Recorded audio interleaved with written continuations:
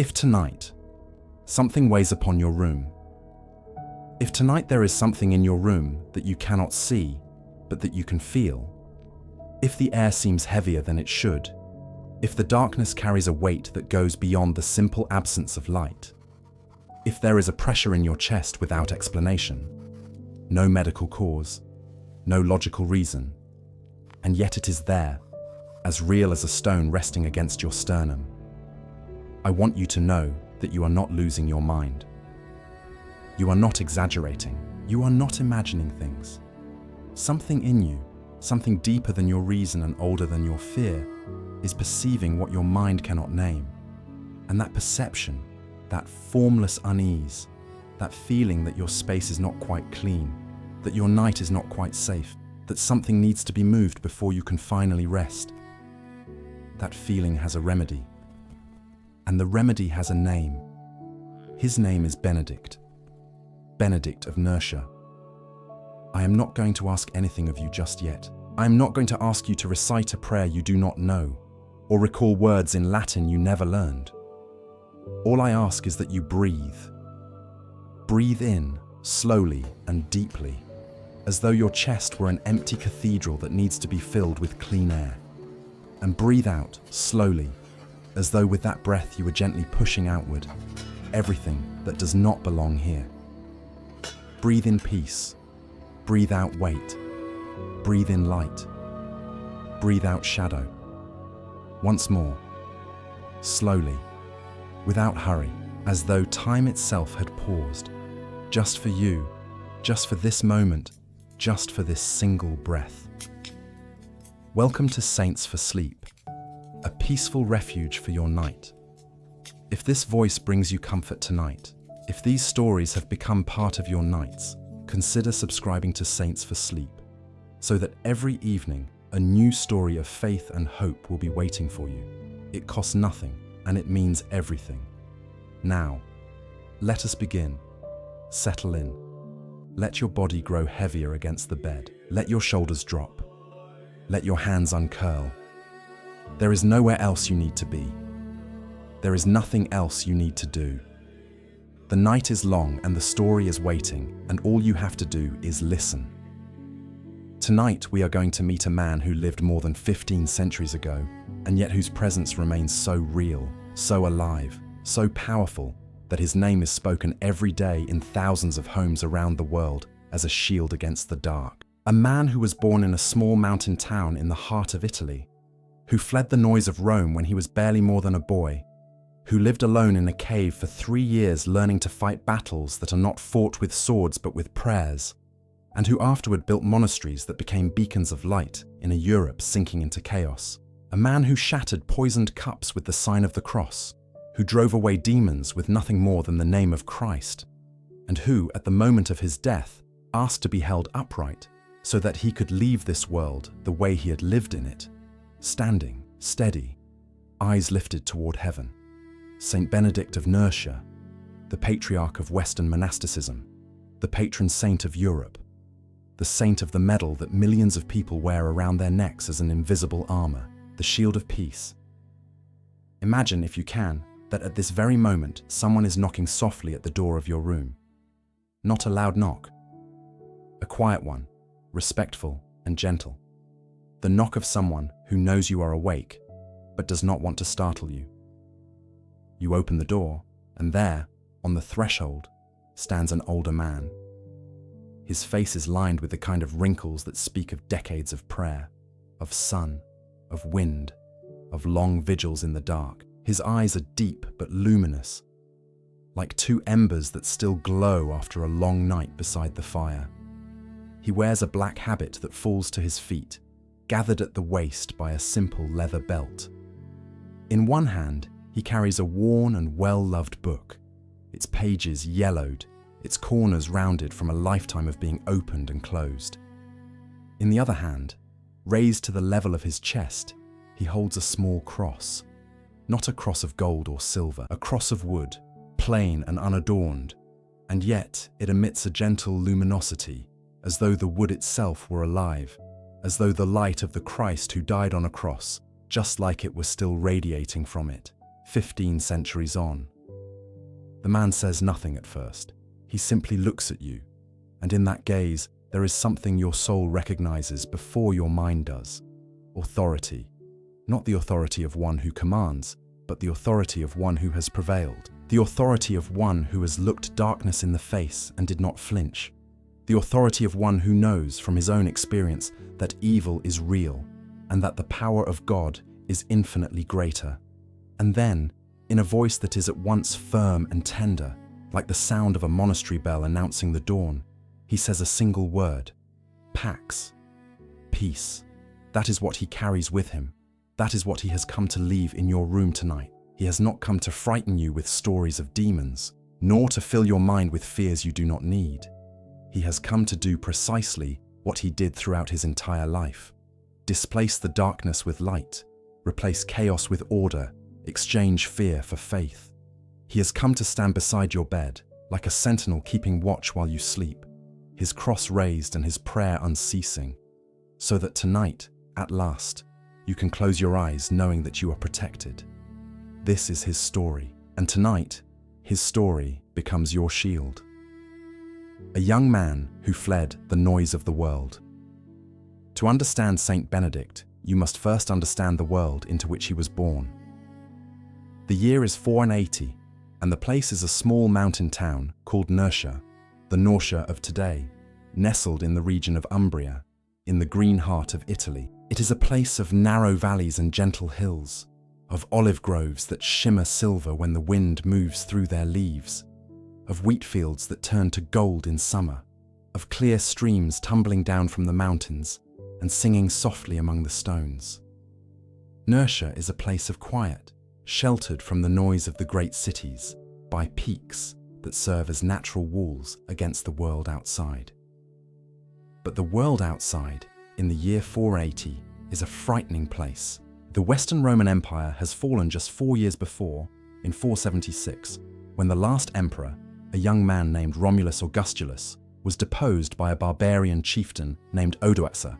Rome, the city that for centuries had been the center of the known world, lies in ruin. Not the picturesque ruins that travelers photograph today, but living ruins, inhabited by fear and uncertainty, where aqueducts crumble and no one repairs them, where streets that once shone with marble are thick with mud and rubble, where libraries burn and books are lost, where roving bands of plunderers move through the countryside, and the law of the strongest has replaced the law of Rome. It is the beginning of what historians would one day call the early Middle Ages, and all of Europe trembles at the edge of a great cultural and spiritual abyss.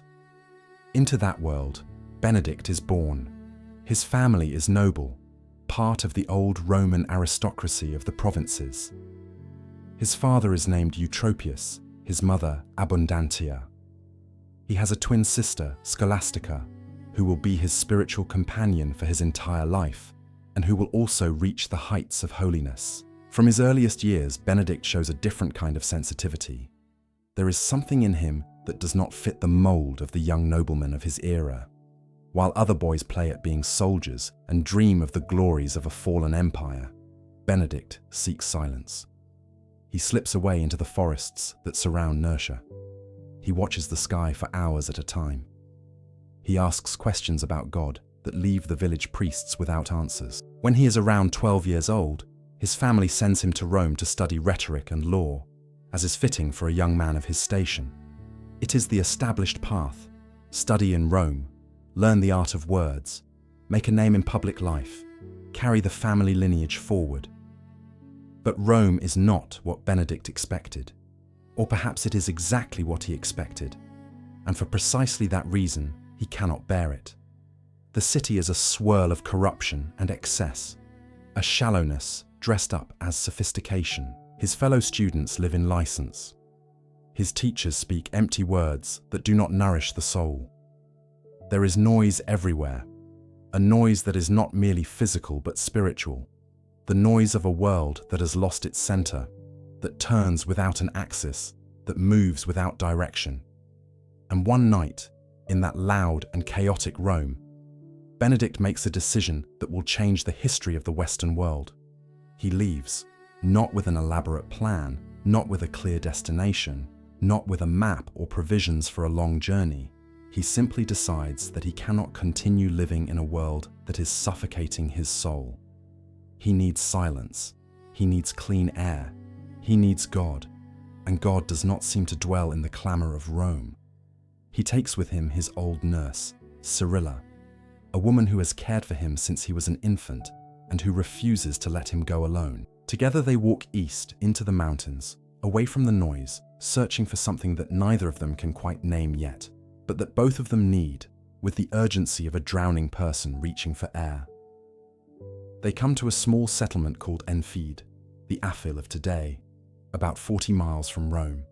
And there, something happens that the Christian tradition has preserved with great tenderness as the first miracle of Benedict. Cyrilla, his nurse, owns a simple clay sieve, a humble tool used for straining grain, and she accidentally breaks it. She begins to weep because she is poor and cannot replace it. Benedict, moved by the tears of the woman who raised him, takes the 2 broken pieces of the sieve, kneels down, and prays. When he rises, the sieve is whole. There is no crack, no seam, no trace of the break.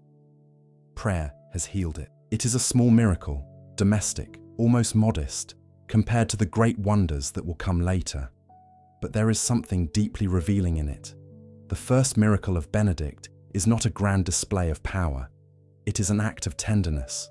It is the repairing of something broken, so that an old woman can stop weeping, and that tells you everything you need to know about the man you are coming to know. Saint Benedict is not the saint of spectacular demonstration. He is the saint of quiet repairs. The saint who enters into what is broken, into what is fragmented, into what has fallen to pieces, and with prayer and the sign of the cross, makes it whole again. Perhaps tonight you too feel broken. Perhaps your day was a sieve that split in 2, and no one came to gather up the pieces. Perhaps your mind is fragmented into 1,000 worries, and no human adhesive can hold it together. Perhaps your heart has a crack in it, through which your peace keeps slipping away, the peace you so desperately need in order to sleep. If so, Benedict is already kneeling. He is already praying. He is already placing his hands upon whatever is broken in you. And before this night is over, you are going to feel the pieces begin to come back together. The cave of Subiaco, learning to be alone with God. After the miracle of the sieve, word spreads through the village and people begin to speak of Benedict as a holy man. But fame is precisely what Benedict is not looking for. He fled Rome to find silence, not to become a local attraction. And so one night, without saying farewell to anyone except Cyrilla, he slips away into the mountains. He walks alone, entering a landscape that grows wilder and more vertical with every mile. The valleys narrow, the rivers become torrents, the trees give way to bare rock, and the silence he has been seeking with the desperation of a man dying of thirst, he finally finds it. He reaches the valley of Subiaco, a place of austere and breathtaking beauty. The river Aniene winds between steep mountainsides, carving deep ravines where sunlight barely penetrates for more than a few hours each day. The slopes are covered with holm oaks and wild pines, whose canopies form a green vault that filters the light into oblique rays, like the stained glass of a cathedral not yet built. The air smells of wet earth, of pine resin, of moss, of that clean and primitive fragrance that belongs to places where human hands have barely touched. And on the slope of a hill the locals call Teleo, Benedict discovers what will be his home for the next 3 years. A cave, a triangular opening in the limestone rock, perhaps 10 feet deep, with an uneven floor and damp walls. No door, no window, no roof made by human hands. Only rock and darkness and silence. A silence so dense it can almost be touched. So deep that the simple beating of a heart sounds like a drum in an empty hall. In that cave, Benedict settles. He brings nothing with him but the clothes on his back and a faith that burns with the intensity of a flame that wind cannot extinguish. A monk named Romanus, who lives in a nearby monastery, discovers his presence and becomes his only link to the outside world. Romanus lowers food to him on a rope dropped from the cliff top above the cave's entrance, and ties a small bell to the rope so that Benedict will know when his meal has arrived. It is an image that the Christian tradition has preserved with great tenderness. The rope, the bell, the bread descending from above, like an umbilical cord connecting the hermit to the mercy of God, carried in the hands of a brother. 3 years, 1,095 days in the darkness of a cave, with bare rock as his bed, and the starred sky as his only ceiling when he stands at the entrance and looks out. 3 years of uninterrupted prayer, of fasting, of reading the scriptures by the pale light that filters through the triangular opening, of interior battles that no one witnessed, but that forged the man who would afterward reshape Europe. 3 years in which Benedict learned the most difficult and most necessary lesson of the spiritual life: how to be alone with God. Because solitude is a relentless teacher. When you are truly alone, when there are no distractions, no screens, no conversations, no background noise to fill the emptiness, everything you carry inside rises to the surface. The fears you kept buried beneath the busyness of daily life appear suddenly with a terrifying clarity. The wounds you thought were healed begin to ache again. The questions you had managed to drown in the world's noise return, crying out with renewed urgency. Solitude strips you bare. It forces you to look at yourself without makeup, without excuses, without the social armor you wear, so the world will see you as strong. And that hurts. It hurts deeply. But it is precisely in that pain where healing begins. Benedict discovered this in the cave at Subiaco, and tonight you can discover it in your room. Because your room in the dark, when sleeplessness comes to visit and the night stretches out like a road without an end, resembles that cave on Mount Taleo more than you might think. It is a contained space. It is a dark space. It is a space where you are alone with yourself and with everything you carry inside. And perhaps that is exactly what frightens you. Not the outer darkness, but the inner darkness.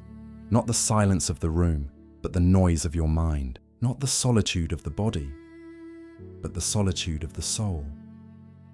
But Benedict discovered something in that cave that you can discover tonight. The darkness is not empty. That at the very center of the silence, when you grow still enough, when you stop fighting and simply let yourself rest, there is a presence that does not need light to exist, a presence that does not need noise to make itself known. A presence that was there before you arrived and will remain long after you fall asleep. It is called God, and sometimes he hides in caves, in silences, in long nights, waiting for us to stop running so that we can finally find him. Breathe. Let your room become your Subiaco. Let your bed become your cave, and let the silence, rather than frightening you, hold you close. The temptations. When the darkness strikes. The cave of Subiaco was not only a place of peace, it was also a battlefield. Because darkness, true darkness, does not surrender easily. When a soul draws close to God with the intensity that Benedict brought to that pursuit, something in the spiritual world stirs. Something that does not want that soul to advance. Something that would prefer it remain asleep, distracted, far from the light. Saint Gregory the Great, the Pope who wrote Benedict's biography in the 6th century, tells us that during his years in the cave, the young hermit was subjected to violent temptations, not abstract or subtle temptations, but direct attacks, visceral, aimed at destroying his vocation at the root. The tradition recounts that one night, while Benedict prayed in the darkness of the cave, he was assailed by a vision so intense, so unsettling, so charged with desire that he felt the whole of his body burning and his will melting like wax before a flame. It was the image of a woman he had known in Rome, a memory that the enemy of God drew from his past and placed before him with hallucinatory vividness, as though she were there, real and tangible, calling him to abandon everything, to return to the world, to surrender. And Benedict, in that moment of crisis, did something that reveals the fiber of his character. He did not flee. He did not hide. He did not deny what he felt. Instead, he left the cave, found a thicket of thorns and nettles, and threw himself upon it. The sharp physical pain of thorns piercing his skin was like cold water poured over a fire.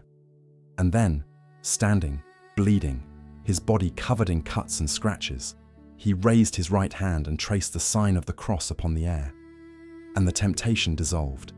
It fell away like mist before the sun. Gregory the Great tells us that from that day forward, Benedict was never again troubled by that kind of temptation. I do not tell you this story to celebrate the pain. I tell it because it reveals the weapon Benedict discovered in that cave, the weapon he would carry with him for the rest of his life, the cross. Not the cross as a decorative object, not the cross as a piece of jewelry hanging from a chain, but the cross as a gesture, as prayer made into motion, as a shield raised between the soul and whatever seeks to destroy it. The sign of the cross. That simple gesture every Christian learns as a child and that many make mechanically without pausing to consider what it means. For Benedict, that gesture was a weapon. It was the difference between victory and defeat. It was the line that separated light from shadow.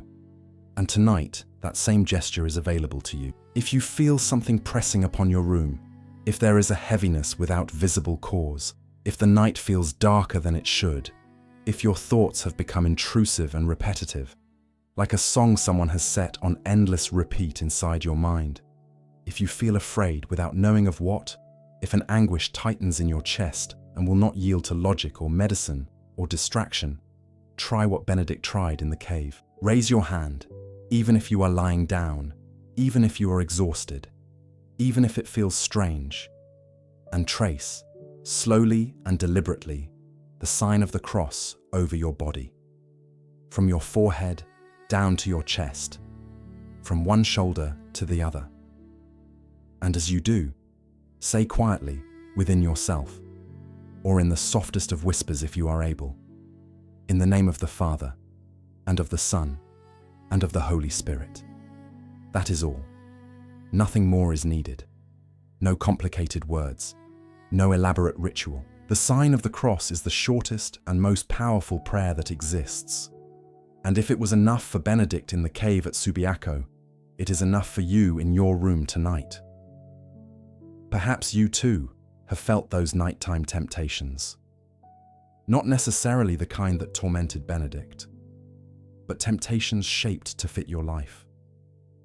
The temptation of despair, which whispers that nothing has any meaning and that tomorrow will be exactly like today. The temptation of anxiety, which presents catastrophic visions of the future as though they were inevitable prophecies. The temptation of guilt, which replays the film of your past mistakes on a loop so that you cannot sleep.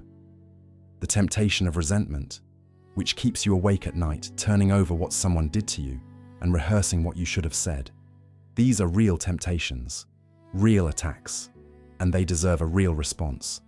The sign of the cross, the weapon of Benedict, your weapon tonight. The poison and the shattered cup, the protection of the cross. After 3 years in the cave, Benedict's reputation for holiness spreads throughout the surrounding hills. Shepherds who pass near the cave hear prayers being chanted at unlikely hours. Travelers who lose their way in the mountains are guided by a mysterious monk who appears in moments of greatest need and then vanishes without a trace. Little by little, people begin to seek Benedict out, to ask his counsel, to request his prayers, to seek healing for their ailments of body and soul.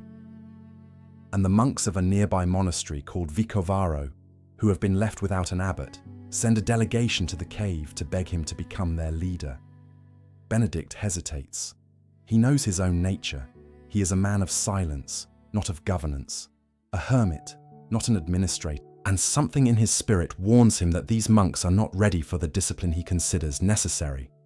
But their insistence is so great and the need so evident that Benedict reads their petition as the will of God and accepts. What follows is one of the most revealing episodes of his life. Benedict arrives at the monastery of Vicovaro and immediately begins to establish order. He sets schedules for prayer. He regulates mealtimes. He requires silence during the sacred hours. He forbids the excesses that have quietly become the custom. In other words, he does exactly what an abbot is supposed to do. But the monks, accustomed to a life without structure, resist. Not openly at first, but in whispers, in secret murmurings, in nocturnal conspiracies. And when the murmurings are not enough to dislodge the new abbot, they decide upon something far more drastic. They resolve to poison him. One day, during the common meal, one of the monks offers Benedict a cup of wine. It is a normal, everyday gesture that should arouse no suspicion. But Benedict, before drinking anything, has the habit of tracing the sign of the cross over the cup. It is an automatic gesture, born of the discipline of prayer cultivated during 3 years in the cave. He does not do it because he suspects poison. He does it because he blesses everything he touches, everything he eats, everything he drinks. It is his way of remembering that every moment of life stands under the authority of God. And in the instant his hand traces the cross over the cup, the glass shatters. It explodes into pieces, as though an invisible force had struck it from within. The poisoned wine spills across the table, and the monks step back, pale with terror, for they have seen with their own eyes the sign of the cross disintegrate the snare of evil. Benedict looks at the monks. There is no fury in his expression, no vengeance, only sorrow. The sorrow of a father who discovers that his sons have tried to kill him. And in a calm voice, without bitterness, he says, "May Almighty God have mercy on you, brothers.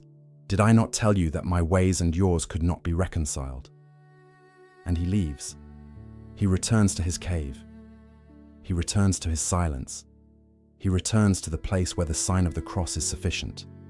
But the story does not end there. Some time later, a local priest named Florentius, consumed by envy at Benedict's growing prestige, attempts to poison him again, this time concealing the poison inside a loaf of bread. When the bread reaches Benedict's hands, the saint does what he always does. He traces the cross over it. And at that moment, a raven, a simple black bird of the forest, descends, takes the poisoned loaf in its beak, and carries it away, far away, to a place where no one will ever find it. The shattered cup, the raven, and the bread. 2 episodes that the Christian tradition has preserved for 15 centuries, not as curious anecdotes but as fundamental teachings. The sign of the cross protects, not as a magic charm that operates on its own, but as a gesture of faith that invokes the power of Christ crucified and risen.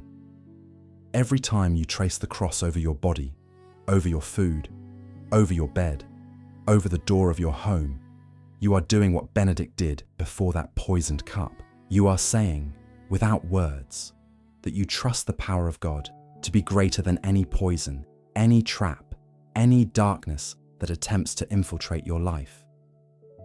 Tonight, before we continue our story, I invite you to make that gesture. With your hand, trace the sign of the cross over your chest, slowly, with intention. And as you do, imagine that every line your hand traces leaves a path of light across your body, a warm golden light that remains there, glowing softly in the darkness like a shield woven from prayer. Monte Cassino, building light, where darkness once stood. The years pass. Benedict returns to Subiaco and founds several small monasteries in the surrounding area, each one with 12 monks and an abbot, 13 communities that function like a constellation of lights scattered across the mountains. But around the year 529, something moves him to go again. Perhaps it is the persistent envy of Florentius, whose attacks do not cease. Perhaps it is the interior voice of God telling him that his mission is not yet complete, that there is a place waiting for him where everything he has learned in the cave, in the monasteries, in the temptations and the miracles, will crystallize into something permanent, something that will outlast his death and shape Western civilization for the next 1500 years. Benedict gathers a group of his most faithful disciples and walks south toward a high hill that rises between Rome and Naples, visible for miles in every direction. The hill is called Monte Cassino, and on its summit stands a sacred grove dedicated to the god Apollo, with a pagan temple that still receives the worship of the local peasants. Despite the fact that Christianity has been the official faith of the empire for centuries, it is an old place, heavy with the weight of long rituals, laden with a spirituality that feeds on fear rather than hope. Benedict climbs the hill and does what he has always done. He casts down the idols, clears the sacred grove, and upon the ruins of the pagan temple builds two small chapels, one dedicated to St. John the Baptist and the other to St. Martin of Tours. Where there was darkness, he plants light. Where there was fear, he sows faith. Where there was chaos, he builds order. It is the perfect image of his entire life. And it is the image I want to leave with you now, before you continue closing your eyes. Any space can be consecrated. Any place where darkness has dwelt can be transformed into a place where God dwells. Even your room, even tonight. Imagine Monte Cassino not as a finished building but as a process. First, Benedict clears the ground. He removes the stones of the idols, pulls out the roots of the pagan trees, sweeps the earth until nothing remains but bare, clean soil. Then, with his own hands, with the help of his monks, he begins to build, stone upon stone, wall upon wall, with the patient slowness of one who knows that things which last are not built in haste. And while they build, they sing. Psalms that rise to heaven with the smoke of the evening fires. Hymns that mark the rhythm of the hammer and the chisel. Prayers that mingle with the scent of fresh mortar and freshly cut wood. And slowly, where a pagan temple and a grove of shadows once stood, a monastery rises. With its church, its cloister, its library, its cells where the monks sleep on simple wooden frames, its kitchen where the bread of each day is kneaded and baked, its garden where the vegetables grow that feed the community. A place of order, of beauty, of peace. A place where the day has a rhythm. You rise with the bell at dawn. You pray at first light. You work through the morning. You eat at midday in silence while one of the monks reads the scriptures aloud. You rest briefly. You work again through the afternoon. You pray at evening. You take a sober supper. You pray one last time before sleep, and you sleep in peace, knowing that the bell will ring again at dawn and the rhythm will continue, steady, predictable, sacred. That rhythm is the greatest gift Saint Benedict gave to civilization, not only to the church, but to civilization itself. Because in a world that was collapsing, in a Europe where everything was chaos, where the roads were dangerous and the cities in ruins and the institutions had crumbled, the Benedictine monasteries became islands of order in an ocean of disorder. They preserved books when no one was reading. They cultivated the land when no one was farming. They taught people to read and write when the schools had disappeared. And all of it was done according to a principle so simple, it fits into 3 Latin words: ora et labora, pray and work. Your room tonight can be your Monte Cassino. You do not need to cast down idols or clear a sacred grove. You only need to do what Benedict did: cleanse the space with prayer, fill it with the presence of God, and allow a sacred rhythm to return order to your night. Ora et labora, the sacred rhythm of rest. Ora et labora, pray and work. 3 Latin words that distill the wisdom of Saint Benedict, and that, 15 centuries later, remain the most effective remedy for the most common affliction of our age: the loss of balance. The Rule of Saint Benedict, that document of 73 chapters he wrote at Monte Cassino to organize the life of his monks, is a marvel of human and spiritual equilibrium.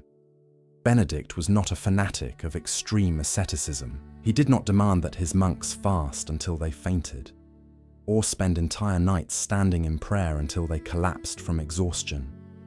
On the contrary, his rule is remarkably moderate, almost surprisingly sensible for an era that tended toward extremes. It assigns specific times for prayer, for manual labor, for reading and studying the scriptures, for eating, for rest, and yes, for sleep. Sleep is not a luxury in the rule of Benedict. It is a sacred necessity. A monk who does not sleep well cannot pray well. A monk who cannot pray well cannot work well. A monk who cannot work well cannot serve God or his brothers. Everything is connected. Everything forms part of a rhythm, like the beating of a healthy heart, systole and diastole, action and repose, work and prayer, effort and rest. The divine office, the canonical hours that Benedict established, divides the day into segments marked by prayer. Matins before dawn, lauds at sunrise, prime at the first hour, terce at mid-morning, sext at noon, none in mid-afternoon, vespers as evening falls, compline before sleep. 8 moments of prayer that function like 8 pillars holding up the structure of the day. 8 sacred pauses that prevent work from becoming obsession and rest from becoming laziness. Between each prayer, there is work, and between each period of work, there is prayer. One nourishes the other. The silence of prayer gives meaning to the noise of work. The effort of work gives depth to the silence of prayer. And here is the lesson Saint Benedict has for you tonight. If you cannot sleep, perhaps it is because your day lost its rhythm. Perhaps you worked too long and prayed not at all. Perhaps your mind was active for 16 hours without a single pause of stillness. Without one moment in which you said to your soul, stop, breathe, remember that there is something larger than your list of things to do. Perhaps you arrived at your bed with the engine still running, like a car that has traveled hundreds of miles without stopping and is suddenly asked to switch off in an instant. It does not work that way. Not the car, and not your body, and not your mind. Benedict knew this. It is why the last prayer of the day, compline, exists. It is the prayer that closes the day, that marks the boundary between activity and rest, that says to the body and the soul, enough now. What could be done today has been done. What remains can wait until tomorrow. Now is the time to release, to surrender, to trust, to sleep. After compline, the rule of Saint Benedict establishes what is known as the Great Silence, an absolute silence that falls over the monastery from the last prayer of the night until the first prayer of the dawn. No one speaks. No one works.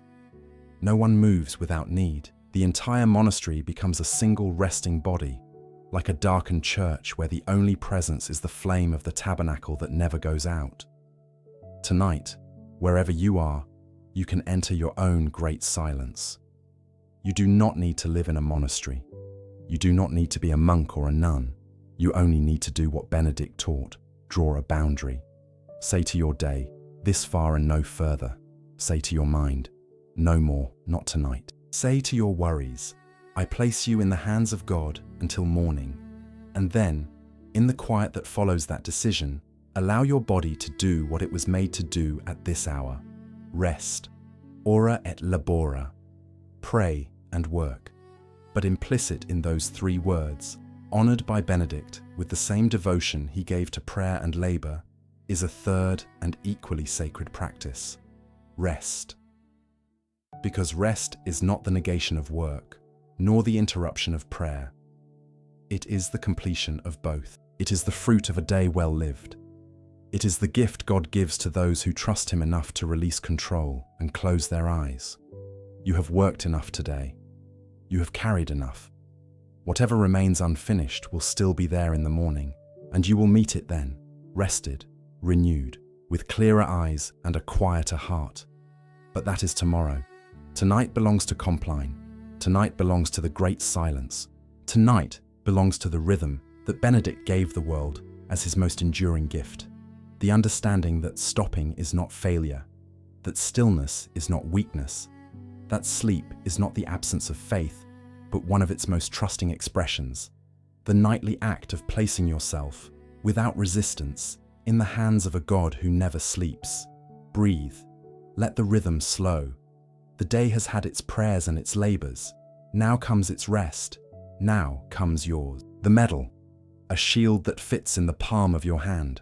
Now I want to speak to you about something you may already know, something you may wear around your neck, or have hanging on the door of your home, or tucked away in a drawer for years, without knowing quite what those mysterious symbols engraved upon it truly mean.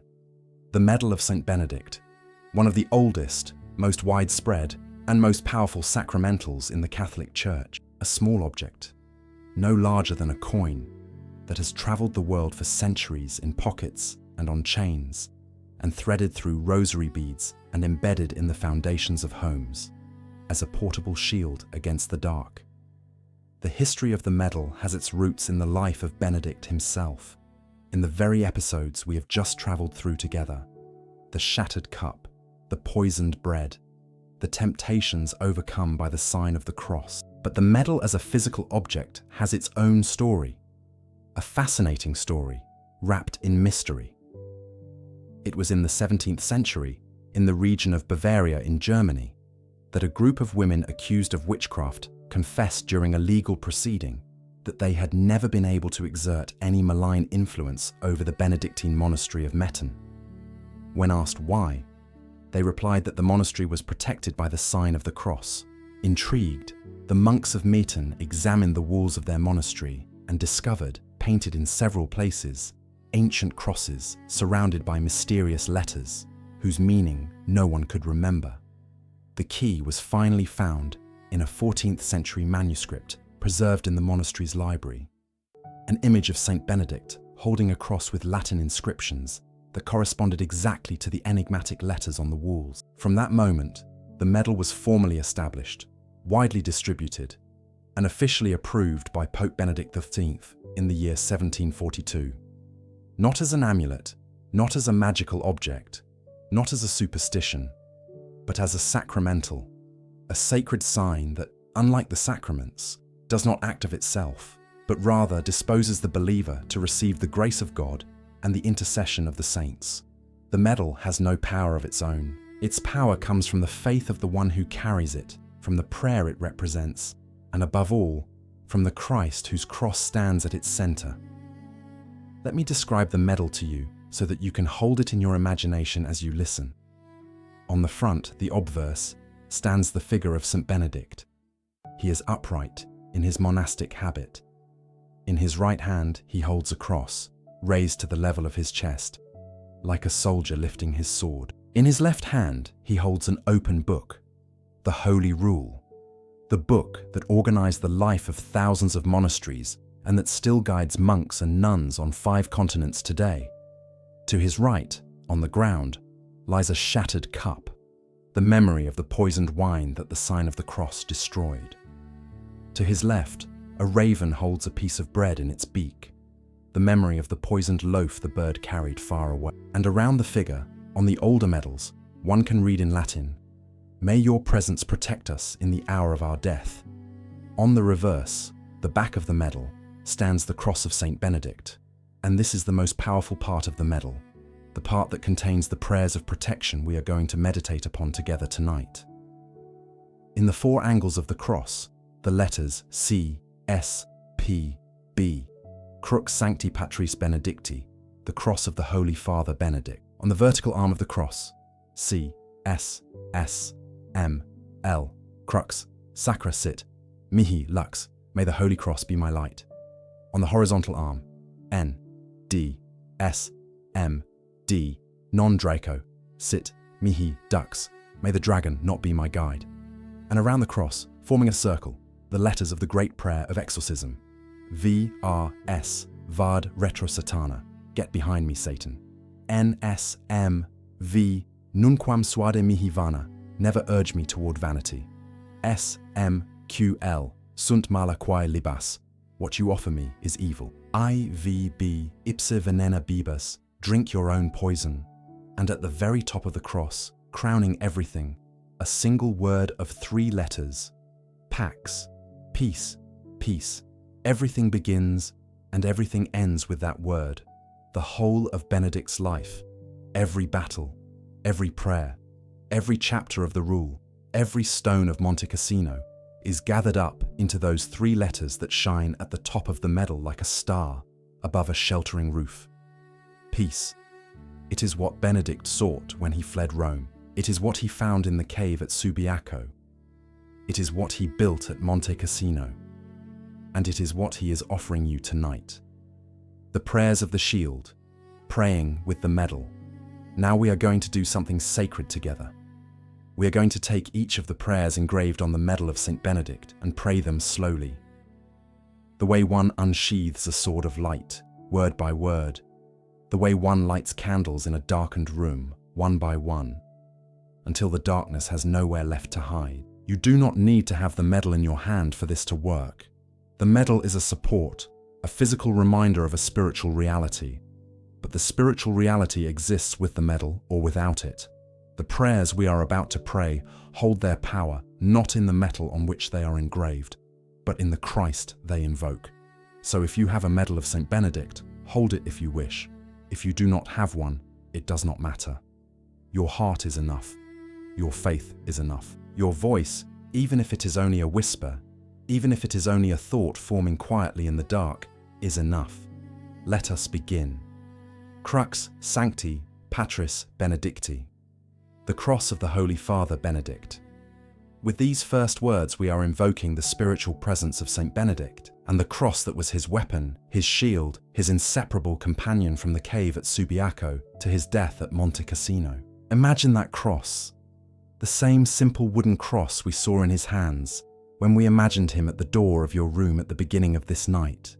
Imagine it now, glowing in the darkness, suspended in the air before your bed, radiating that soft and golden light that does not sting the eyes but calms them, that does not illuminate like a floodlight, but like a candle, with that quiet, steady warmth that belongs to things that come from God. Crux sacra, sit mihi lux. May the Holy Cross be my light. This is the first petition. In a dark night, when shadows lengthen and fears grow, we ask that the cross of Christ be our lantern. Not the electric light that illuminates the objects of the world, not the light of a screen that stimulates the mind and drives away sleep. A different light altogether, an interior light that illumines the soul, that disperses the fears living deep within, that brightens the corners of your mind where anxiety has made its nest. May the cross be that light. May its glow be the last thing you see before you close your eyes. May its clarity accompany you even into your dreams.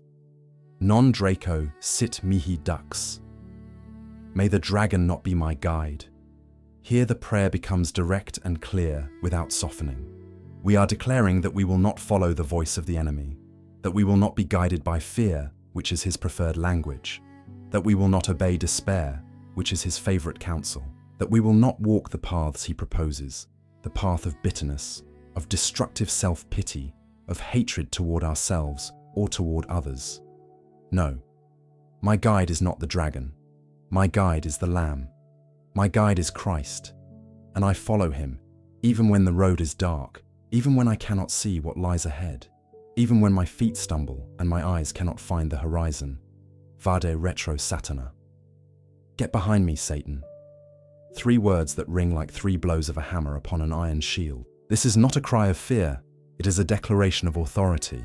Not your authority, for you are fragile and limited, but the authority of Christ, who defeated evil on the cross and who gave his disciples the power to use his name against the forces of darkness. Vade retro, back, away, far from this room, far from this home, far from this life. You have no place here, you have no right here, you have no power here, because the one who sleeps here belongs to Christ. And those who belong to Christ do not belong to the darkness. Nunquam suada mihi vana. Never urge me toward vanity. This is the prayer against intrusive thoughts, against the inner voices that tell you that you are worthless, that you cannot go on, that there is no way out, that tomorrow will be worse than today, that no one loves you, that God has forgotten you. All those voices are vain, empty, lies dressed as truth, smoke that appears solid but dissolves the moment you breathe upon it with prayer. Do not counsel me with emptiness, do not feed me falsehoods, do not fill my mind with things that will not come to pass. My thoughts belong to Christ, and in Christ every thought can be made new. Sunt malaquae libas. What you offer me is evil. The prayer now names the nature of the enemy's offerings. Everything that steals your peace is evil. Everything that robs your sleep is evil. Everything that draws you away from God, from yourself, from those you love, is evil. No matter how well disguised it comes, how reasonable it appears, how attractive it presents itself, if it destroys your peace, it is evil. And tonight, we name it as such. We call it what it is. We see it clearly, and we refuse it. Ipse venena bibas, drink your own poison. The prayer closes with a declaration of victory. The poison the enemy prepared for you is returned to its source. The trap laid in your path closes upon the one who set it. It is the same logic as the shattered cup. Benedict traced the sign of the cross, and the poison was undone. Tonight, the prayers we are praying together are that sign of the cross, and the poison of anxiety, of fear, of spiritual heaviness, of dark and circling thoughts. It is returned to where it came from. It does not belong to you. It never did. And tonight, you let it go. Breathe. The prayers have been prayed. The shield has been raised. Feel how the air in your room has shifted, as though an invisible window had been opened and a clean, cool breeze had entered to replace the old and heavy air. That breeze has a name. It is called Pax, peace. The peace of Benedict, the peace of Christ. Your peace tonight. Consecrating your room. How to fill your space with peace. Now I want to do something with you that is normally reserved for the deepest and most intimate moments of prayer. Something that Benedictine monks practice every night before extinguishing the last candle in the monastery. Something that Saint Benedict himself did every time he entered a new space, every time he set foot on unfamiliar ground, every time he sensed that the air of a place was not clean. We are going to consecrate your room. We are going to move through it together with the eyes of the Spirit and fill every corner with the protective presence of God, invoked through the prayers of Saint Benedict. Do not worry. I am not going to ask you to get out of bed. You do not need to light candles or move from where you are. This entire journey is going to be interior. It is going to take place in that sacred space that exists between your imagination and your faith. That place where what you picture with your heart holds more reality than what your eyes can see. Because the eyes only perceive what is here, but the heart perceives what comes from beyond. Imagine first that you are floating gently above your bed, as though your body had become as light as an angel's feather, and you could see your room from above, complete, whole, like a map seen from the sky. You see the four walls, you see the door, you see the windows, you see the furniture, the familiar objects, the things you have gathered over the days and months and years. And you also see what cannot be seen with the eyes of the body, but can be perceived with the eyes of the soul. The places where the air feels heavy, the corners where the shadow seems denser, the spots where something has accumulated that should not be there, like a fine layer of spiritual dust that no one has cleared because no one knew it was there. And now imagine that Saint Benedict enters your room, not through the door. He does not need doors. He is simply there, standing beside your bed in his black habit and with his luminous cross, radiating that calm authority that replaces disorder with order and fear with peace, the way a lighthouse replaces disorientation with direction. He looks at you with tenderness, the way a wise grandfather looks at a grandchild who cannot sleep, and with a quiet gesture tells you not to worry, that he will take care of this, that all you need to do is remain still and let the prayer do its work. Benedict walks toward the door of your room. He stops before it. He raises the cross and traces upon the door the sign of the cross, slowly, with the solemnity of a priest consecrating an altar. And as his hand moves, the words of the medal rise from his lips like a spring of clear water. Crux, sacra sit mihi lux. May the Holy Cross be the light of this door. May everything that passes through here be blessing. May everything that attempts to cross this threshold with intent to harm be stopped here. In the name of Christ, in the power of the cross, under the protection of the Holy Father Benedict. This door is sealed. This door is holy. This door belongs to God. Imagine that from the sign of the cross traced upon the door, a golden light emanates and spreads across the entire surface of the wood, as though the door were made of hammered gold, glowing softly in the darkness, forming a barrier of light that nothing dark can cross. Feel how the first entrance to your room has been consecrated. Feel how the air near the door grows lighter, cleaner, as though someone had lit sacred incense that purifies everything it touches. Now Benedict moves toward the window. If your room has more than one, imagine him visiting each of them in turn. He stops before the glass, before that opening through which daylight enters, but through which, on difficult nights, something else sometimes seems to enter as well. Something that is not wind, something that is not cold, something without a name that feels like an uninvited presence.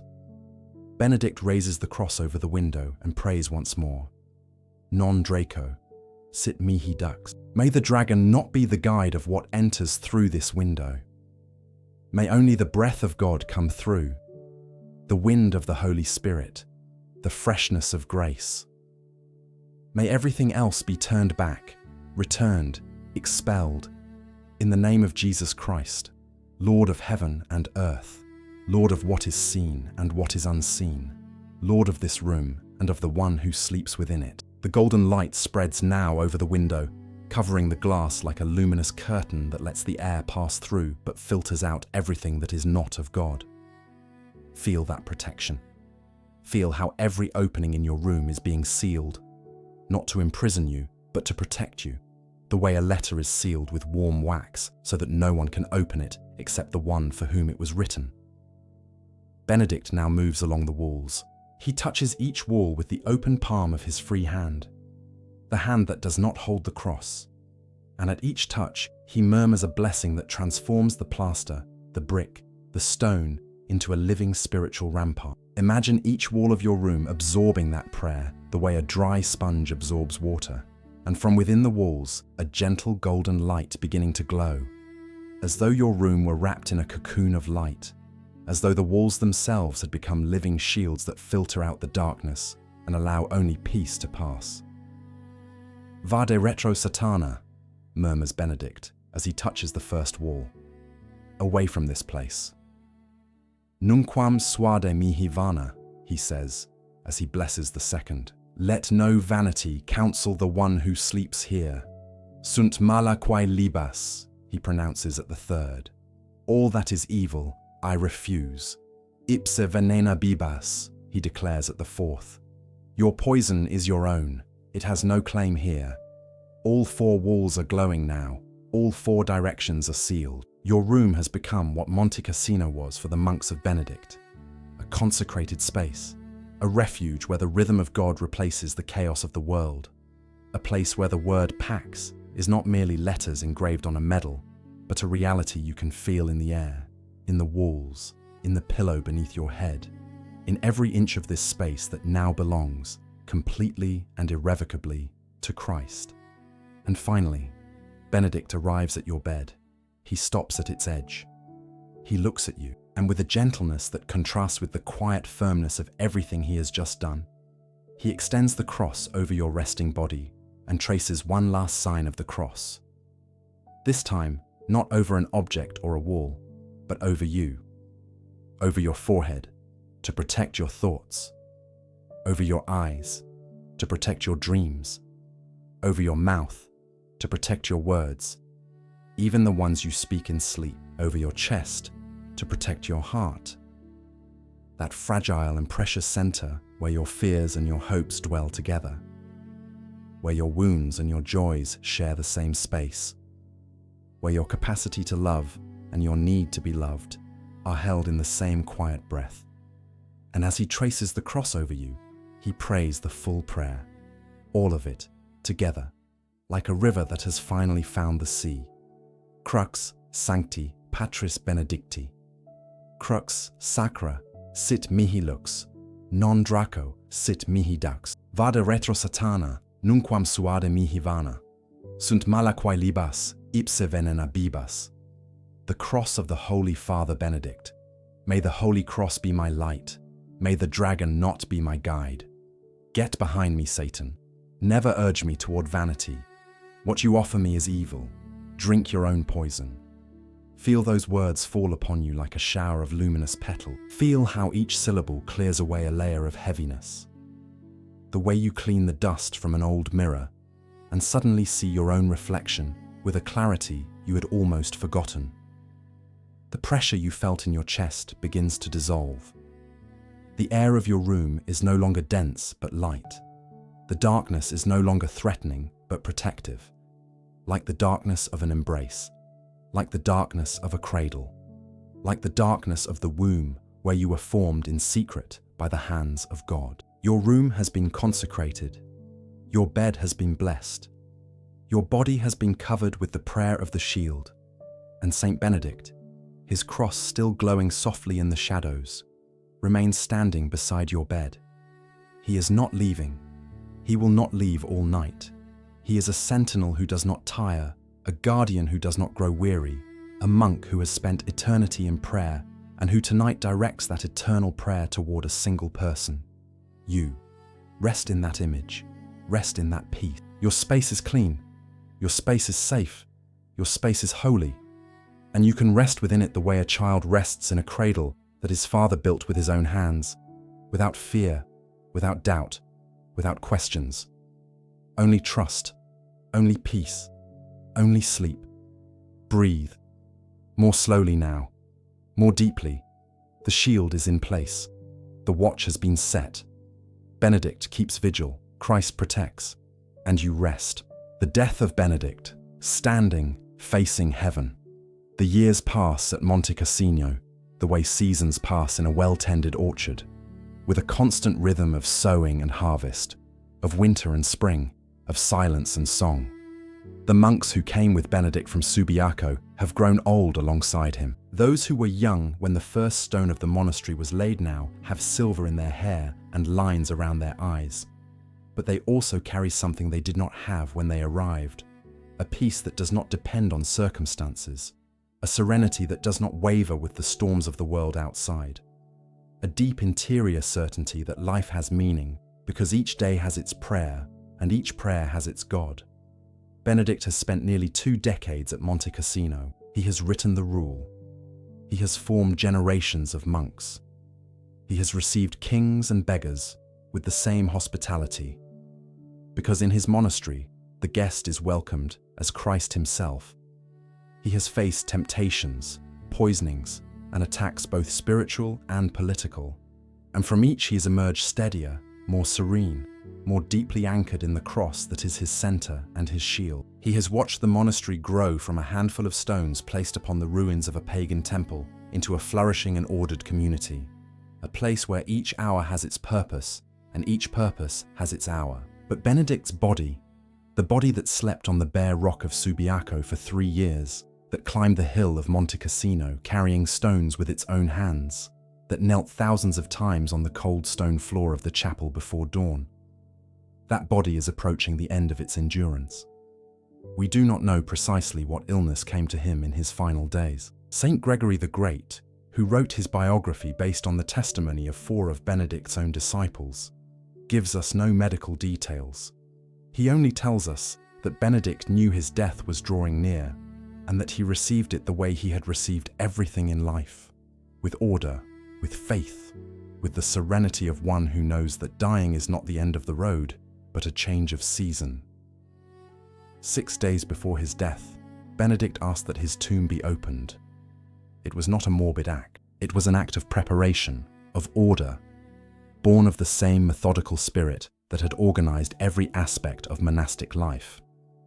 Just as he had assigned hours for prayer, for work, for eating, and for sleep, he now assigned time to prepare his final earthly dwelling. Everything was to be in its place. Everything was to be ready. Everything was to be complete. And then the fever came. A high fever that consumed his already weakened body day by day, hour by hour, like a flame that slowly burns through the wax of a candle. The monks took turns caring for him, moistening his lips, holding his hand, reading to him the psalms he had taught them to sing. And Benedict, even in the fever, even in his extreme exhaustion, kept praying. His lips moved even when his voice no longer carried sound. He closed his eyes, and his eyelids trembled with the rhythm of an interior prayer that needed no sound to be heard by God. On the 21st of March, in the year 547, the day the tradition has preserved as the date of his passing, Benedict did something that left his monks breathless, something that centuries later would still move all who heard the story, something that gathers an entire life devoted to standing before God into a single, luminous gesture. He asked to be raised up. He was in bed, weakened to his very bones, the fever burning in his blood and death already visible in the color of his skin.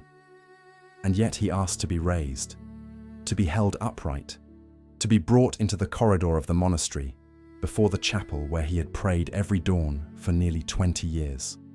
The monks obeyed, as they had always obeyed, not out of blind submission, but out of the reverent love they bore for this man who had taught them how to live. They took him by the arms, lifted him from his bed, and with infinite care, the way one lifts something sacred and fragile, they stood him upright. And Benedict, supported by his brothers, his body trembling but his spirit more steady than ever, raised his arms toward heaven. He raised them as he had raised them thousands of times throughout his life. In the cave at Subiaco, when he prayed alone in the darkness, in the monasteries of the surrounding hills, when he celebrated the liturgy, at Monte Cassino, when he blessed the monks before Compline.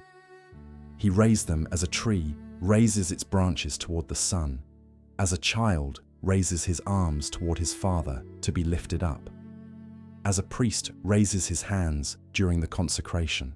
And with his arms raised, with his eyes open and looking upward, with a smile that his disciples would afterward describe as the most beautiful thing they had ever seen, Benedict breathed his last.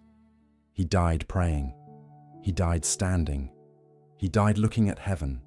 He died as he had lived, in order, in peace, in the presence of God. Saint Gregory the Great tells us that two of the monks, one who was at the monastery and one who was far away, simultaneously received the same vision, a path of light that stretched from Monte Cassino toward the east, toward heaven, carpeted in radiance and bordered by countless lamps, and a voice that said, "This is the path by which Benedict, the beloved of God, has ascended to heaven."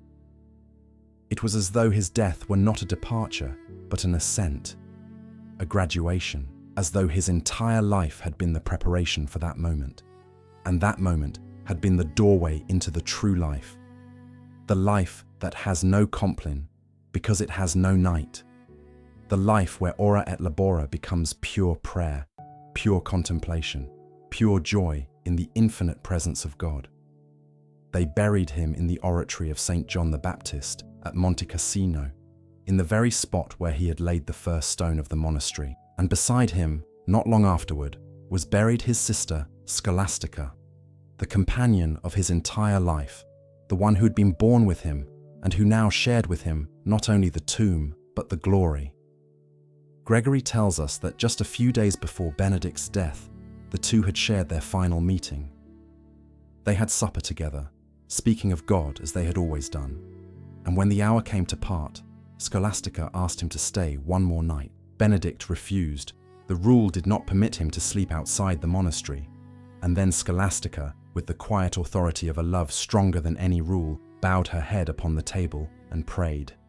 At once, a storm so violent broke over the mountain that Benedict could not leave. "What have you done, sister?" he asked. And Scholastica, with a smile that was half tenderness and half prophecy, replied, "I asked you to stay, and you would not listen. I asked my Lord, and he listened." They spent the entire night speaking of eternal life. It was the last time they saw each other in this world. 3 days later, Scholastica died, and Benedict, from the window of his cell at Monte Cassino, watched her soul rise toward heaven in the form of a white dove. The death of Benedict carries a message for you tonight. And the message is not about death, it is about life. Because Benedict did not die well by accident. He died well because he had lived well. He died in peace because he had lived in peace. He died standing because he had spent his entire life standing before God, steady in prayer, steady in work, steady in faith. Death was simply the natural extension of his life, the final chapter of a book written in the ink of discipline and love, the final movement of a symphony that began in the mountains of Nursia and ended on the summit of Monte Cassino. And if the death of a saint can be like that, then the sleep of a believer can be like that too. Because sleep is a small death, a nightly practice of releasing control and trusting that someone greater than yourself holds the world while your eyes are closed. Every night that you fall asleep, you are doing in miniature what Benedict did in his final moment, entrusting yourself. Every night that you close your eyes, you are raising the arms of your soul toward heaven and saying, without words, into your hands, Lord.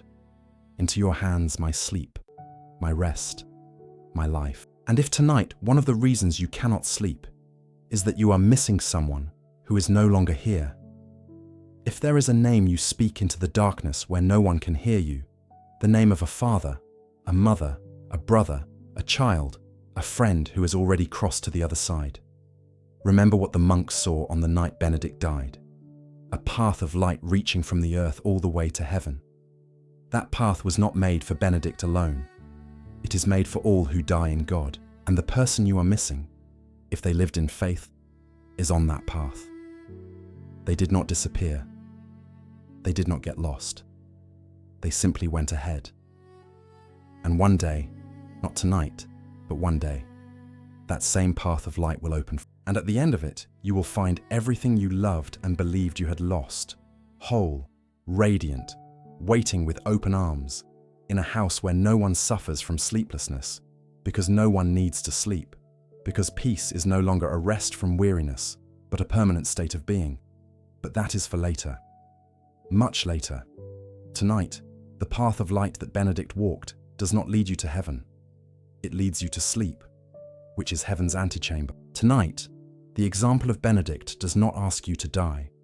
It asks you to rest, to lie back, to close your eyes, to let the peace he found at Monte Cassino filter through the centuries and reach your pillow, soft as the breeze that came through the window of his cell on Italian spring nights, warm as Scholastica's hand, holding his during their last supper together, steady as the rock of the cave, where he learned that God lives in the silence.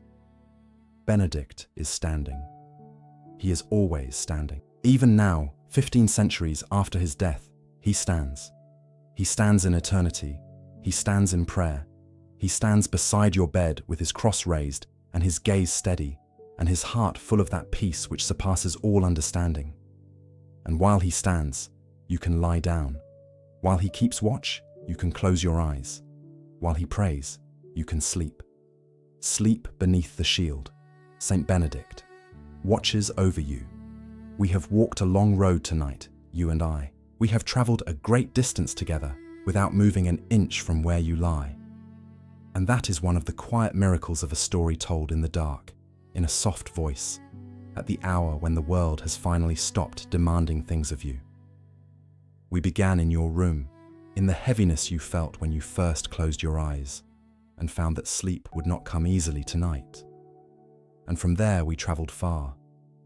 We went to the mountains of Umbria, green and ancient, and smelling of rain on limestone. We walked the chaotic streets of Rome in the 5th century, that loud and crumbling city where a young man of noble birth felt his soul suffocating and made the only decision that made sense to him: to leave, to walk away, to go in search of something the world could not offer him. We followed him into the wilderness, into the silence of the valley of Subiaco, into a cave so dark and so deep that the only light was the one he carried inside him, the light of a faith he had not yet fully understood, but that was already burning in him with an intensity that no darkness could extinguish.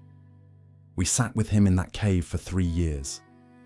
We felt the cold of the rock beneath him and the weight of the silence around him. We were there when the darkness attacked, when the enemy of his soul drew upon every resource available to it to make Benedict abandon his post, to make him turn back toward the noise and the comfort and the easy warmth of a life lived on the surface of things.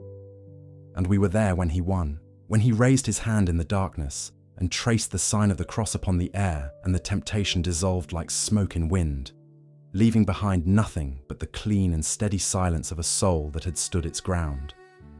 We watched him leave the cave and go out into the world again, not to return to it, but to transform it. We saw him climb the hill of Monte Cassino, that ancient hill heavy with the residue of pagan worship, and plant upon its summit the seeds of something entirely new. We watched the monastery rise, stone by stone, prayer by prayer, until the place that had once been a hill of shadows became a hill of light, visible for miles in every direction, like a lamp set on a stand that cannot be hidden. We listened as the bells rang out across the Italian countryside at the hours Benedict had appointed, calling his monks to prayer, calling the surrounding villages to remember that there was a rhythm to life more ancient and more trustworthy than anything the world could offer, a rhythm that did not depend on emperors or armies or the rise and fall of civilizations, because it was grounded in something that cannot fall, the love of God. We prayed the prayers of the shield together. We spoke the ancient words, some in the Latin that Benedict himself would have recognized, some in the English that carries them now into your night, and we felt them do their work, felt the atmosphere of your room shift as they were spoken, felt the air grow lighter and the darkness grow softer, felt the presence of something protective settle over this space, the way a great bird settles its wings over its young in the nest, covering them completely, holding them in a warmth that is both. We consecrated your room together. We moved through it with the eyes of the Spirit and sealed every entrance, blessed every wall, traced the cross upon every surface until your four walls ceased to be mere plaster and paint and became something else entirely. A sanctuary, a sacred enclosure, a space set apart from the ordinary darkness of the world and given over to the extraordinary peace of God. We watched Saint Benedict move through your room with his cross raised, and we felt his presence here not as a distant historical figure glimpsed through the dusty glass of centuries, but as someone alive, someone real, someone whose care for you is as immediate and as personal as the breath you are breathing right now.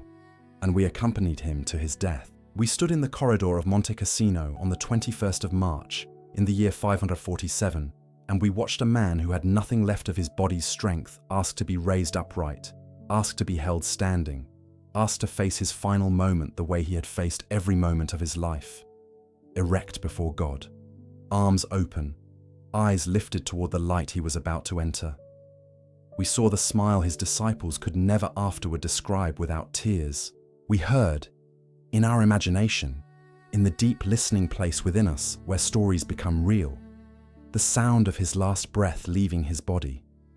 And we understood, as perhaps we had not fully understood before, that death in the arms of God is not a catastrophe.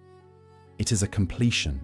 It is the moment when everything that a life was reaching toward finally arrives, when the door that was always there swings open at last, and what is on the other side is so much more than anything the eye has seen or the heart has dared to imagine. And now we have come to the end of the story, the end of the night, the end of a journey that began with an unspoken question. Can I rest safely tonight? And that ends with an answer that is not mine to give, but Benedict's, an answer that is not spoken in words but communicated in presence. An answer that is simply this: yes, yes, you can rest safely tonight. Yes, your room is protected. Yes, there is someone keeping watch over you. Not an imaginary someone, not a comforting fantasy, not a bedtime story for grown adults who need to believe in something in order to close their eyes.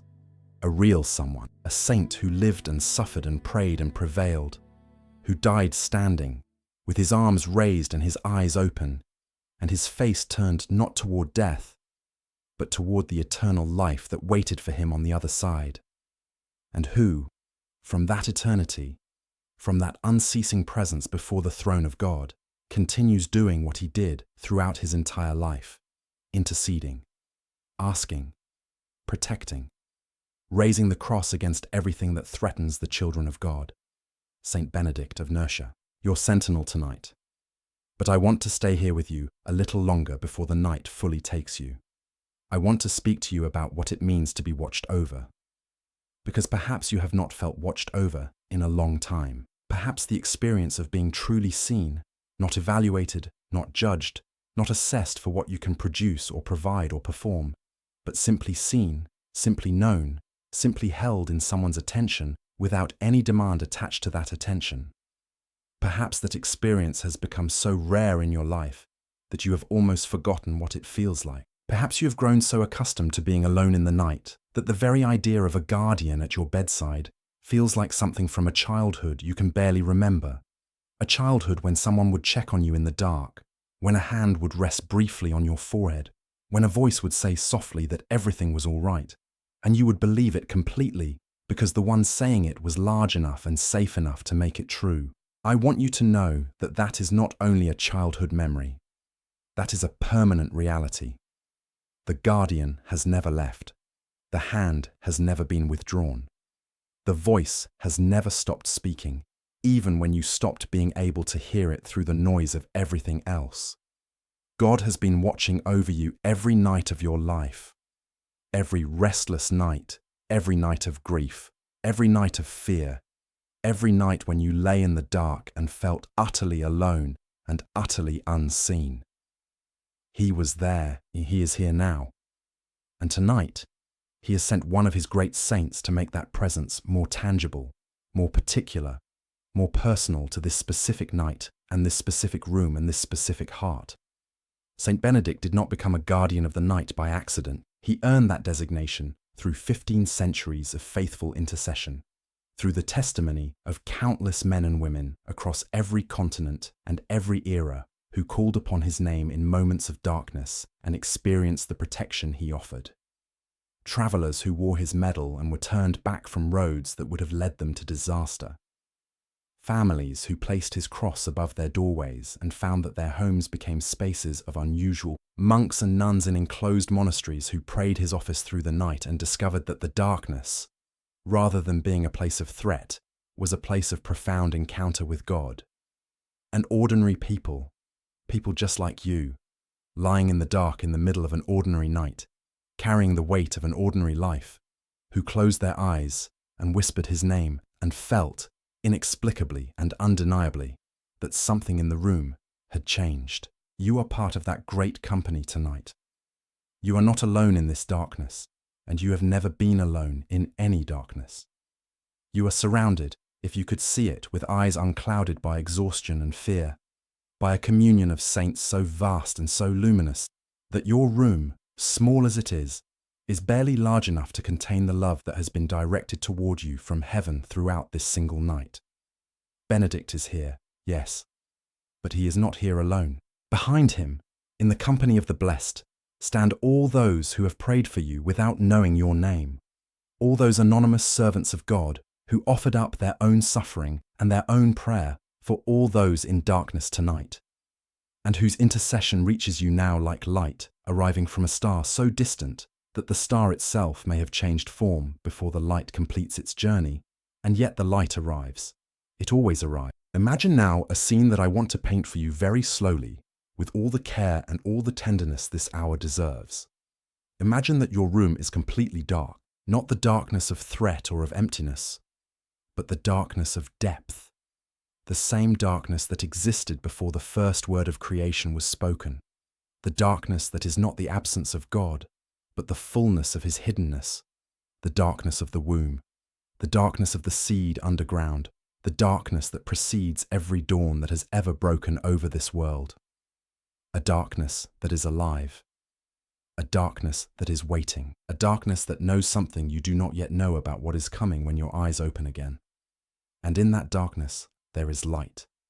Not one light, but many, small points of golden warmth, like votive candles left burning in a side chapel of a great cathedral, late at night, when the cathedral is otherwise empty, and the city outside is quiet, and the only sound is the occasional shift of an old building settling into itself, the distant sound of a bell, the soft movement of air through stone corridors that have held the prayers of centuries within their walls. These points of light float gently in the darkness of your room, drifting at the height of your breathing, marking the places where the prayers of the shield landed and took root. The door, the windows, the walls, the corners, the space above your pillow. They do not flicker. They are entirely steady, entirely calm. They are the visual residue of the words that were prayed here tonight, and they will remain here until morning, not fading, but simply becoming invisible in the daylight, the way stars do not disappear at dawn, but only become hidden by a greater light. All through the night they will burn. All through the hours of your sleeping, they will hold their positions, quiet and faithful, like small soldiers at their posts, like monks maintaining the great silence, present, watchful, unmoving, serene. And in the center of all these smaller lights, directly above you, positioned at the precise midpoint of the space above your bed, as though placed there by a careful and loving hand, there floats the medal of Saint Benedict. You cannot see it with your physical eyes, any more than you can see the prayers that were spoken over you tonight. But it is there, as real as the cross that hangs in every Benedictine monastery in the world, as real as the rule that is still read aloud in those monasteries at meals, as real as the flame in the tabernacle that burns through the night in every Catholic church on earth, a flame that has been burning continuously for 2,000 years in one form or another, passing from one set of human hands to another, never going out, never surrendering to the dark. The medal turns very slowly above you, not in any alarming way, not with any sense of mechanical or supernatural strangeness, but with the slow, easy rotation of something suspended in a gentle current of air, the way a mobile turns above a crib when the window is slightly open and the night breeze comes through softly. It turns, and as it turns, its inscriptions catch the light of the votive points around the room and reflect them back in a soft rhythmic pulse, one face and then the other, the figure of the saint and then the cross and then the figure, back and forth, like breathing, like the slow turning of the earth, like the rhythm of a heart at rest. On the face with the figure of Benedict you can see. If you look with the eyes of the Spirit, if you soften your gaze the way you soften it when you are just at the edge of sleep, and the room begins to take on that slightly luminous quality that precedes unconsciousness, you can see his face. Not a face from a painting or a stained glass window. Not an artistic rendering filtered through the sensibility of a particular century or tradition. His actual face, the face of a man in his late 60s, deeply weathered, deeply peaceful. A face that has spent 60 years being shaped by prayer, the way water shapes stone, slowly, patiently, without violence, until the surface becomes smooth and the light catches it differently than it catches unformed rock. His eyes are closed.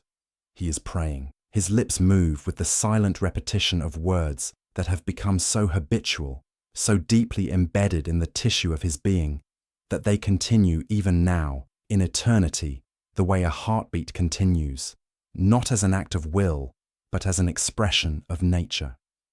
He is praying for you, not in a general, abstract, collective sense. For you, specifically. For this night. For this room. For whatever it is that you carried to bed with you tonight, that you have not yet been able to set down. On the other face of the medal, the cross of Saint Benedict shines with its letters and its single crowned word, and I want to take you through each element of it one final time. Not as information, not as catechesis, but as a lullaby made of ancient words and golden light, meant to carry you, phrase by gentle phrase, deeper into the rest that is already beginning to claim you. C. S.P.B. The cross of the Holy Father Benedict. This is his mark upon the night, his signature written in light above your bed. The guarantee that what was promised is being kept, that the shield is raised, that the watch is set, that the protection invoked at the beginning of this night is still active and will remain active through every hour until morning. The cross of the Holy Father Benedict is not a symbol of an absence. It is the mark of a presence. The presence of a man who once stood in a cave on a mountain in Italy and decided that the cross of Christ was the only thing worth standing behind, and who has been standing behind it ever since. Rest beneath his mark. You are known here. You are covered here.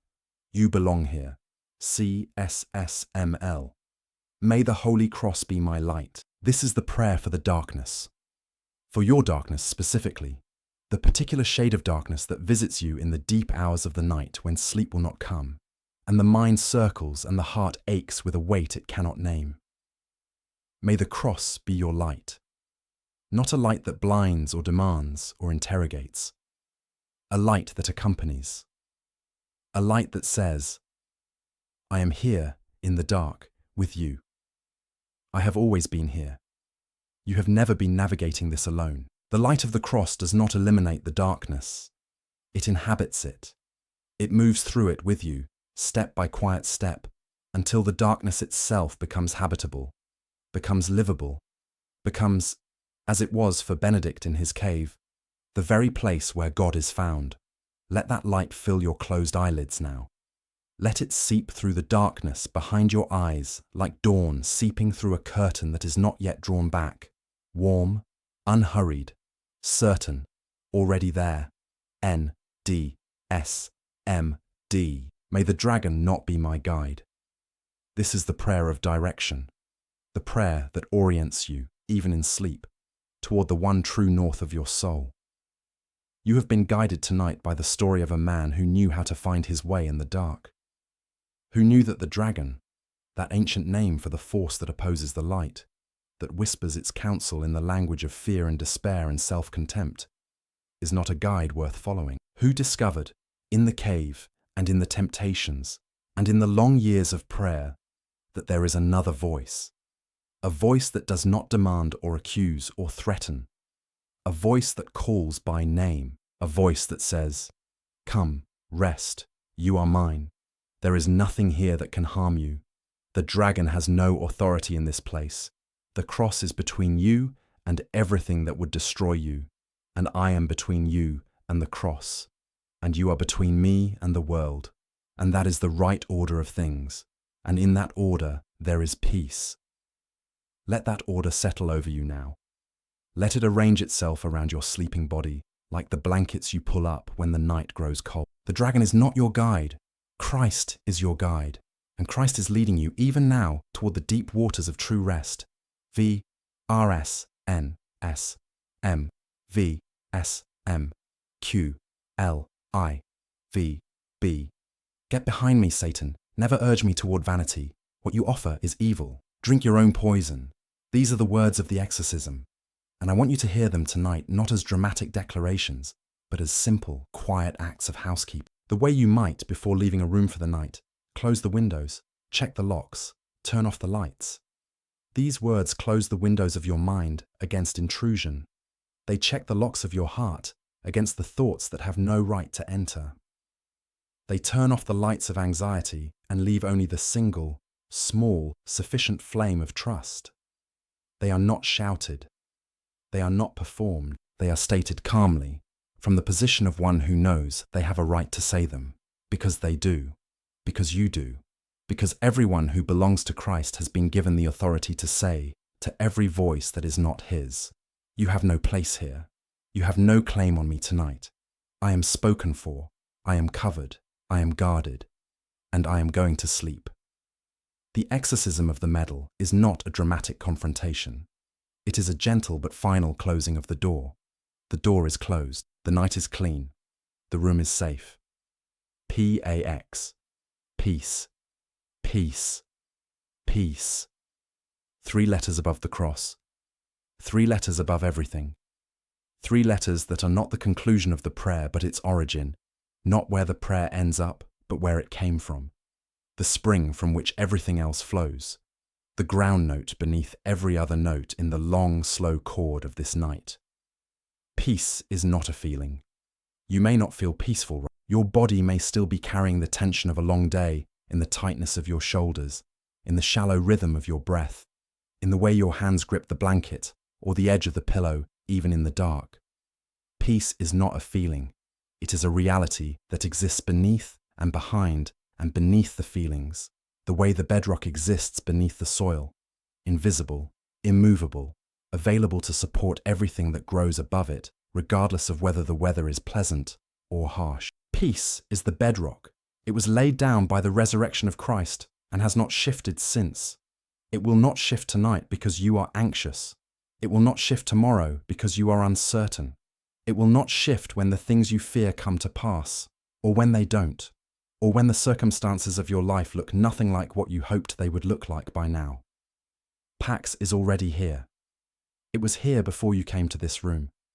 It will be here after you leave it. Your only work tonight is to stop arguing with it, to stop presenting reasons why it should not be permitted to enter, to stop holding yourself rigid against it the way a person holds rigid against cold water until the shivering itself keeps them awake.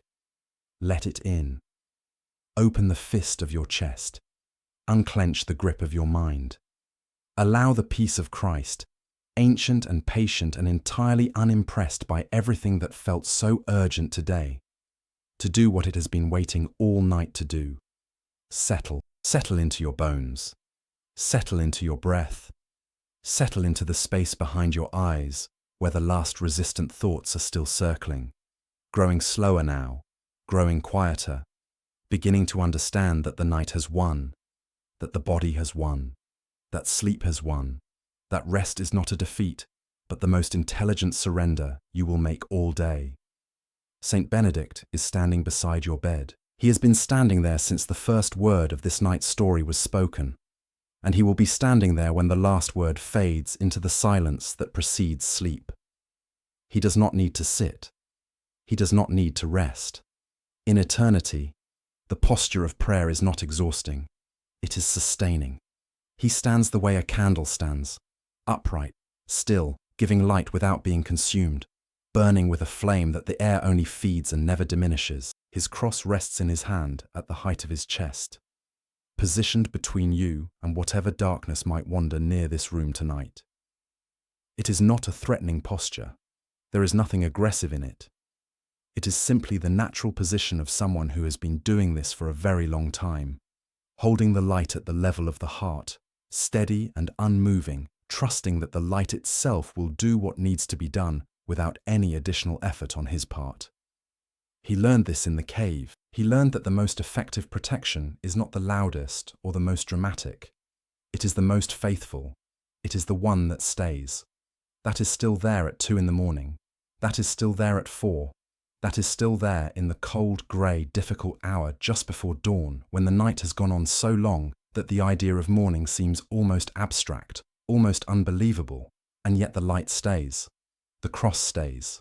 The prayer stays. You are never unwatched. You are never in a darkness so dense that the cross cannot be seen within it.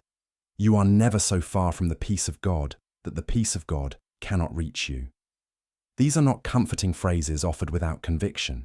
These are the testimony of 15 centuries of men and women who called upon this saint in their darkest hours and found him present, who were afraid and found courage, who were broken and found repair, who were lost and found direction, who were dying and found peace. Their testimony is a chain of light stretching back through the centuries to a cave in Subiaco, and you are a link in that chain tonight, held, as every link is held, by what came before and what will come after, part of something so much larger than a single sleepless night, in a single dark room, in a single fragile life. Your life is not fragile. Your life is held, and tonight you can rest in that holding the way a small boat rests at anchor, in a harbour that is large enough and calm enough and deep enough to hold it through any weather that the night might bring. The night is deepening now. You can feel it. The quality of the silence has changed. It has become richer, denser, more enveloping, the way silence always deepens in the hours past midnight, when even the restless world outside grows still, and the only sound is the sound of time passing as gently as a hand moving across a page. This is the hour that belongs to prayer and to sleep, to the monks in their cells, and to the dreamers in their beds, to the watchers and the watched, to the saints who stand and the people who rest. This is the hour Benedict loved, the hour the rule was built around, the hour when everything unnecessary has finally fallen away, and what remains is only what is essential. The breath, the heartbeat, the presence of God, the slow dissolution of the self into something larger and quieter and more true.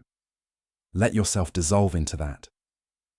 Let the story you heard tonight continue in the deeper register of your dreaming. Let the cave of Subiaco become a landscape your sleeping mind can walk through, cool and silent, and lit from within by the faith of a man who discovered there that darkness is not the enemy of light, but its context. Let the bells of Monte Cassino ring at the edges of your dreams, calling you not to wakefulness, but to a deeper rest, a rest that is itself a kind of prayer, a rest in which your body does its sacred work of restoration, and your soul does its sacred work of receiving what the waking hours were too busy to allow in. Let Benedict's face be the last face you see before you descend below the level of consciousness, that weathered, peaceful, praying face, those closed eyes moving with the silent words of an intercession that has your name in it. Let his cross be the last light you see, that quiet golden glow above your bed, steady as a lighthouse, steady as a tabernacle flame, steady as the faithfulness of a God who made this promise and keeps it every night over every bed where someone closes their eyes in trust. I will not leave you. I will not forsake you. I am here. Sleep. And let the word Pax be the last word. Let it move through your mind the way a stone moves through water when you drop it gently from a height, not splashing, not disturbing, but sinking slowly, sending out rings of silence that widen and widen until they reach every shore of your inner world and the water is still again. Completely still, perfectly still. The stillness of a deep lake on a windless night when the surface is so calm it holds the reflection of the stars without distortion, without wavering, without a single ripple. Pax, sinking, settling, stilling. Pax, widening, quieting, covering. Pax, here, now, yours, always. May Saint Benedict of Nursia, patriarch of Western monasticism, patron of Europe, bearer of the cross, destroyer of poisoned cups, builder of monasteries upon the ruins of pagan temples, master of the sacred balance between prayer and work, friend of silence, student of the cave, father of a rule that organized the prayer of continence, the man who died standing with his arms raised and a smile his disciples never forgot. May this saint who stands even now beside your bed, in his black habit and with his luminous cross, in the company of all the angels and all the saints who have been invoked in this room tonight, cover you with his intercession, protect you with his prayer, and walk with you through every hour of this night until the bell of dawn, that invisible bell ringing in some monastery somewhere in the world at every second of every hour, calls you gently into a new day, where everything can begin again, where grace is as fresh as the morning dew, where the mercy of God is renewed with every rising of the sun, and where the heaviness you felt when this night began will be nothing more than a distant memory, dissolved by the sleep you are already beginning to enter, the sleep of the protected, the sleep of the accompanied, the sleep of those who rest in the shadow of the cross. Duerme, sleep. Sleep in the peace of the shield. Sleep beneath the cross that glows in the darkness. Sleep with the word Pax written upon your soul like a mark of belonging that cannot be removed, that says without apology and without condition, this one is God's, and nothing, no darkness, no fear, no weight without a name, no shadow without a shape, nothing that has ever visited this room uninvited, nothing that has ever pressed upon this chest without permission, nothing can remain here tonight, because the one who sleeps here is known by name in heaven, and the God who does not sleep is keeping watch, and the saint who stands is protecting, and the cross that shines is covering, and the peace that has settled in this room like the first snow of winter, silent, complete, transforming the familiar into something luminous and new. That peace will not move from here until the light of morning comes to replace it with something equally generous. A new day, unmarked, unhurried, waiting to be lived. Close your eyes. The story is complete. The night is safe. The shield is raised. And you, exactly as you are, with everything you are carrying and everything you have not yet been able to set down, with your fears and your hopes, and your unanswered questions, and your unnamed grief, and your tired and faithful heart, you are held. You are held. You are held. Rest now. Sleep draws near. This has been Saints for Sleep. Close your eyes, surrender your burdens, and rest in His peace. Amen. Return soon for more stories that heal the soul.